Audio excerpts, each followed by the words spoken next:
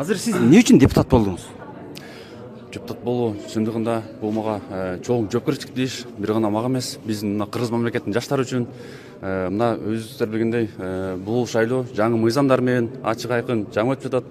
Буга чейин да мен куракта жаштар келген эмес. Мен бир гана өзүм эмес, мындайча айтканда жаштарды орусча айтканда представлять этем бул жактан.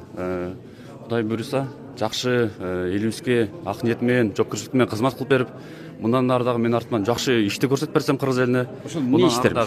Мисалы азыр көбүнчө эле азыр эми негизги милдети азыр мисалы Кыргызстанда экономиканы көтөрүү, туурабы? Ооба, экономика көтөрүлсө, жанагы нан болот, аш болот дегендей, той болот дегендей. Ошо экономика үчүн рецепттер бирөөнү бир сүйлөө менен айтып бере аласызбы? Чындыгында мына программасын Кандай айтып кылып кетсек, көтөрүш керек? көптөгөн бизде да программалар бар. А мен жакында да чакырсаңыздар терең тааныштырып кетем.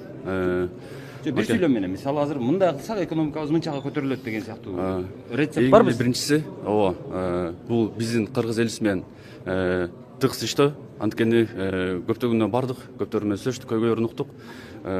Чыныгы элдин көйгөйлөрү угулбай калып атканына элдин наразычылыгы бар экен. Ошо биз элибизден сурап, ошол нерсени көтөрсөк эле биздин көптөгөн мындайча айтканда көйгөйлөр чечилет. Бир гана бул экономика жаатында эмес, башка жакта көп эле маселелер чечилет деп мен ойлоймун. Жок, ошо конкреттүү мисалы.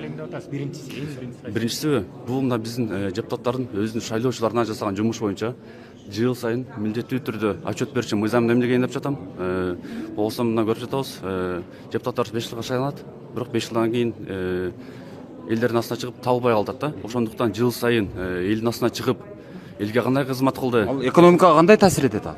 Кандайсыз? Экономикага кандай таасир этет? Мисалы билесизби, азыр Кыргызстандын ички дүң продукциясы жан башына бөлгөндө канчадан тура келет? Несине бөлгөндө?